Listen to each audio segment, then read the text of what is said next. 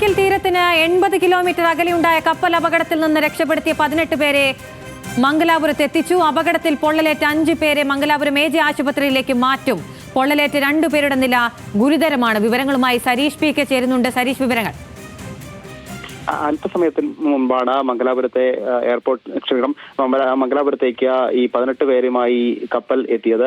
INS സൂറത്താണ് അല്പസമയം മുൻപ് എത്തിയത്. അവിടെ നിന്നും ഈ ആദ്യം ഗുരുതരമായി പരിക്കേറ്റവരെയാണ് AJ ആശുപത്രിയിലേക്ക് എത്തുന്നത്. അവരിൽ ഒരു ആംബുലൻസ്, അതായത് AJ ആശുപത്രിയുടെ ഒരു ആംബുലൻസ് ഈ ആശുപത്രിയിലേക്ക് പുറപ്പെട്ടു കഴിഞ്ഞു. അതിൽ ഗുരുതരമായി പൊള്ളലേറ്റ ജീവനക്കാരാണ് ഉള്ളത് എന്നാണ് അറിയിച്ചിരിക്കുന്നത്. മറ്റ് 18 പേരും ഈ മംഗലാപുരത്തെ തന്നെ കഴിയുകയാണ്.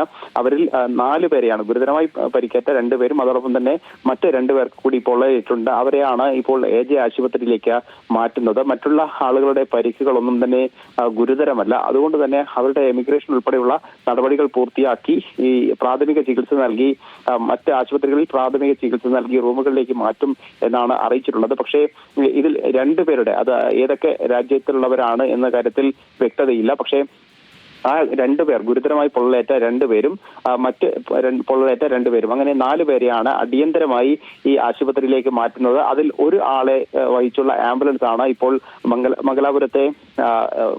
മംഗലാപുരത്തെ ആശുപത്രിയിലേക്ക് തിരിച്ചിരിക്കുന്നത്. എന്തായാലും അല്പം വൈകി, നേരത്തെ 10 മണിയോടെ INS സൂറത്ത് ഇങ്ങോട്ടേക്ക് എത്തും എന്നാണ് അറിയിച്ചിരുന്നെങ്കിൽ കാലാവസ്ഥ വ്യതിയാനം കാരണം, അല്ലെങ്കിൽ കാലാവസ്ഥ പ്രതികൂലമായതോടെ വൈകുകയായിരുന്നു. പക്ഷെ എന്തായാലും 10:50 ഇവരെ എല്ലാം തന്നെ പോർട്ടിലേക്ക് എത്തിക്കാനായി, INS സൂറത്തിനെ 10:50 എത്തിക്കാനായി എന്നാണ് അറിയിച്ചിരിക്കുന്നത്. അതിനുശേഷം പിന്നീട് അവിടെ നിന്നും ചെറു ബോട്ടിലേക്ക് ഇങ്ങോട്ടേക്ക് കരഭാഗത്തേക്ക് എത്തുന്നു. അവിടെ നിന്നും പ്രാഥമികമായി ഏതെങ്കിലും രീതിയിൽ ചികിത്സ നൽകേണ്ടതുണ്ടോ എന്ന് പരിശോധിച്ച ശേഷമാണ് ആംബുലൻസിലേക്ക് മാറ്റിയത്. അതിൽ ഒരു ആംബുലൻസ് മാത്രമാണ് ഇപ്പോൾ അവിടെ നിന്നും പോർട്ടിൽ നിന്നും പുറത്തേക്ക് ഇറങ്ങിയിരിക്കുന്നത്. മറ്റ് ആംബുലൻസ് കൂടി നേരത്തെ AJ ആശുപത്രിയിൽ നിന്നും 2 ആംബുലൻസും, അതോടൊപ്പം തന്നെ നേരത്തെ തന്നെ പോർട്ട് അധികൃതരുടെ നിർദ്ദേശപ്രകാരം 5 ആംബുലൻസുകളും ഈ പോർട്ടിൽ തയ്യാറാക്കിയിരുന്നു. അതിൽ ഒരു ആംബുലൻസ് അല്പസമയം മുൻപ് ഈ പോർട്ടിൽ നിന്നും പുറത്തേക്ക് ഇറങ്ങിയിട്ടുണ്ട്.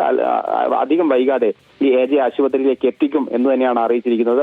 നേരത്തെ തന്നെ ഗുരുതരമായി പൊള്ളലേറ്റവരെ പോലും ഗുണകരമായി ചികിത്സിച്ച വിട്ടയച്ച ചരിത്രമുള്ള ആശുപത്രിയാണ് AJ ആശുപത്രി. അതുകൊണ്ട് തന്നെയാണ് ഇത്തരത്തിലൊരു ഇവർക്ക് ചികിത്സ നൽകാൻ AJ ആശുപത്രി തന്നെ തെരഞ്ഞെടുത്തത്. എന്തായാലും അല്പസമയത്തിനകം ഇവരെ എല്ലാവരെയും തന്നെ ആശുപത്രിയിലേക്ക് എത്തിക്കും എന്നാണ് അറിയുന്നത്. സരീഷ്, ഏറെ ആശ്വാസകരമായ വാർത്തയാണ്. സരീഷ്, ഈ 18 പേരെയും AJ ആശുപത്രിയിലേക്ക് തന്നെയായിരിക്കും അല്ലേ കൊണ്ടുപോകുന്നത്? ഈ 2 പേരുടെ നില ഗുരുതരമാണ്. ആ സാഹചര്യത്തിൽ കൂടി നിലവിൽ 4 പേരെ ഈ AJ ആശുപത്രിയിലേക്ക് കൊണ്ടുവരും എന്നാണ് അറിയിച്ചിരിക്കുന്നത്. കാരണം അവർക്ക് 4 പേർക്കും 2 പേരുടെ നില ഗുരുതരമാണ്, മറ്റ് 2 പേർക്ക് പൊള്ളലേറ്റിട്ടുണ്ട്. പക്ഷേ മറ്റുള്ള ശേഷിക്കുന്ന ആളുകൾക്കൊന്നും തന്നെ പരിക്ക് ഉള്ളതായി അറിയില്ല. പക്ഷേ എങ്കിൽ പോലും ഇത്രയും നേരം കടലിൽ കിടന്നതാണ്, വെള്ളത്തിലേക്ക് എടുത്തു ചാടുന്ന ഈ ക്യാപ്റ്റൻ ഉൾപ്പെടെയുള്ളവർ ഈ കടലിലേക്ക് എടുത്തു ചാടുന്ന ഒരു സാഹചര്യം ഉണ്ടായിരുന്നു. അതുകൊണ്ട് തന്നെ കടലിൽ കിടക്കുകയും ശാരീരികമായി വലിയ അസ്വസ്ഥത ഉണ്ടാവുകയും ചെയ്യുന്ന സാഹചര്യമുണ്ട്. അതുകൊണ്ട് തന്നെ പ്രാഥമിക ചികിത്സ നൽകുകയും ഏതെങ്കിലും രീതിയിൽ അവർക്ക് മറ്റ് ബുദ്ധിമുട്ടുകൾ ഉണ്ടോ എന്ന് പരിശോധിക്കുകയും ചെയ്യേണ്ടതുണ്ട്. അതുകൊണ്ട് തന്നെ അവരെ കൂടി ആശുപത്രിയിൽ എത്തിക്കും. പക്ഷേ നേരത്തെ തന്നെ 3 ആശുപത്രികൾ, മംഗലാപുരം മെഡിക്കൽ കോളേജ് ഉൾപ്പെടെയുള്ള 3 ആശുപത്രികളിൽ എല്ലാ സജ്ജീകരണങ്ങളും പൂർത്തിയാക്കിയിട്ടുണ്ട്. പക്ഷേ ഈ എമിഗ്രേഷൻ നടപടികൾക്ക് പിന്നാലെയാകും ഏത് രീതിയിലുള്ള ചികിത്സയാണോ ഇവർക്ക് ആവശ്യം. അത്തരത്തിൽ ആ തീരുമാനമെടുത്തതിന് ശേഷമായിരിക്കും ഈ ആശുപത്രിയിൽ പ്രവേശിപ്പിക്കുന്ന കാര്യത്തിൽ അന്തിമ തീരുമാനമെടുക്കുക. എന്തായാലും 4 പേരെ ഈ AJ ആശുപത്രിയിലേക്ക് മാറ്റും എന്നാണ് ഇപ്പോൾ അറിയിച്ചിരിക്കുന്നത്. ശരി സരീഷ്, ഈ 18 പേരിൽ രക്ഷപ്പെടുത്തി എന്നുള്ളത് ആശ്വാസകരമാണ്. പക്ഷേ 4 പേർ ഇനിയും കാണാമറയത്തായിട്ടുണ്ട്. അവർക്കായുള്ള തെരച്ചിൽ എങ്ങനെയാണ്? ഈ കപ്പലിലെ ഇപ്പോഴത്തെ ഈ തീ അണയ്ക്കാനുള്ള ശ്രമമോ അങ്ങനെ എന്തെങ്കിലും നടത്താൻ ഇപ്പോൾ കഴിഞ്ഞിട്ടുണ്ടോ? ആ തരത്തിൽ ലഭിക്കുന്ന വിശദാംശങ്ങൾ എന്തൊക്കെയാണ്? തീ നിയന്ത്രണ വിധേയമാക്കാൻ ഇതുവരെ സാധിച്ചിട്ടില്ല. കാരണം ഈ പ്രതികൂല കാലാവസ്ഥ, ഒപ്പം തന്നെ ശക്തമായ കാറ്റ്, ഈ കണ്ടെയ്നറുകൾ കപ്പലിൽ നിന്നും വീണതിനാൽ ഈ കോസ്റ്റ് ഗാർഡുകൾക്ക് ഈ കപ്പലിനടുത്തേക്ക് എത്താനാകുന്നില്ല. ആകെ ശ്രമകരമായ, അതോടൊപ്പം തന്നെ ഈ സംഭവ സ്ഥലത്ത്, ഈ കത്തിക്കൊണ്ടിരിക്കുന്ന സ്ഥലത്ത് തന്നെ വലിയ രീതിയിൽ പുക ഉയരുന്ന സാഹചര്യമുണ്ട്. അതുകൊണ്ട് തന്നെ ഈ വ്യോമയാന മാർഗം പോലും ആ ഭാഗത്തേക്ക് എത്താനാവാത്ത ഒരു സാഹചര്യമാണ്. അതുകൊണ്ട് തന്നെ രക്ഷാപ്രവർത്തനം വലിയ രീതിയിൽ ബുദ്ധിമുട്ട് സൃഷ്ടിക്കുകയാണ്.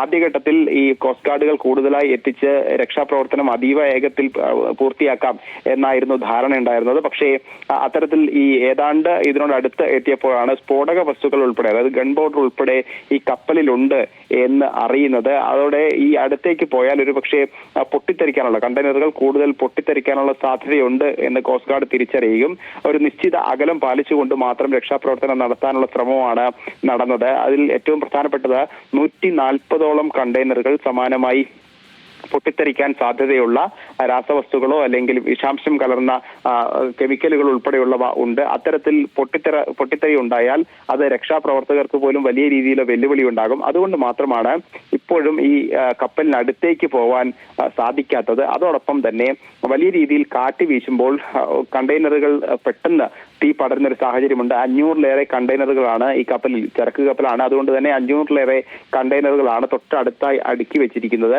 അത്തരത്തിൽ ഒന്നിൽ നിന്നും മറ്റൊന്നിലേക്ക് അതിവേഗം തീ പടരുന്നൊരു സാഹചര്യവുമുണ്ട്.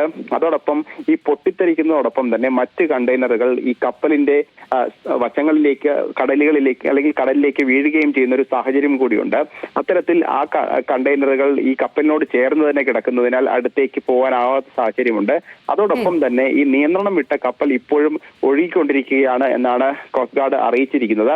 എന്തായാലും അത്തരത്തിലുള്ള ഒരു പ്രതിസന്ധി കൂടി നിലനിൽക്കുന്നതിനാൽ ഈ രക്ഷാപ്രവർത്തനം വളരെ വൈകുകയാണ്. അതോടൊപ്പം തന്നെ ആദ്യഘട്ടത്തിൽ ഈ അഗ്നി അല്ലെങ്കിൽ ഈ തീ അണയ്ക്കാൻ ശ്രമിച്ചിരുന്ന ആളുകളെയാണ് ഇപ്പോൾ കാണാനില്ല എന്ന് അറിയിച്ചിരിക്കുന്നത്. അത്തരത്തിൽ ഈ നാല് പേർ ആദ്യഘട്ടത്തിൽ ഈ ഇതിലുണ്ടായിരുന്ന ആളുകളെയാണ് കാണാതായത്. അതുകൊണ്ട് തന്നെ ഇവർ കടലിലേക്ക് ചാടിയിട്ടുണ്ടോ അല്ലെങ്കിൽ ഈ അഗ്നിക്കിരയായോ തുടങ്ങിയ കാര്യങ്ങളിൽ ഇപ്പോഴും ഒരു വ്യക്തതയില്ല. എന്തായാലും ഈ മംഗലാപുരത്തെ ആശുപത്രിയിലേക്ക് 2 ആംബുലൻസുകൾ ഇപ്പോൾ എത്തിച്ചിട്ടുണ്ട്. അവരെ ഈ നേരത്തെ ഞാൻ സൂചിപ്പിച്ചതുപോലെ 2 പേർക്കാണ് ഗുരുതരമായി പൊള്ളലേറ്റിരിക്കുന്നത്. ആ ഗുരുതരമായി പൊള്ളലേറ്റവരെ മംഗലാപുരത്തെ ആശുപത്രിയിലേക്ക്, AJ ആശുപത്രിയിലേക്ക് ഇപ്പോൾ എത്തിക്കാൻ സാധിച്ചിട്ടുണ്ട്.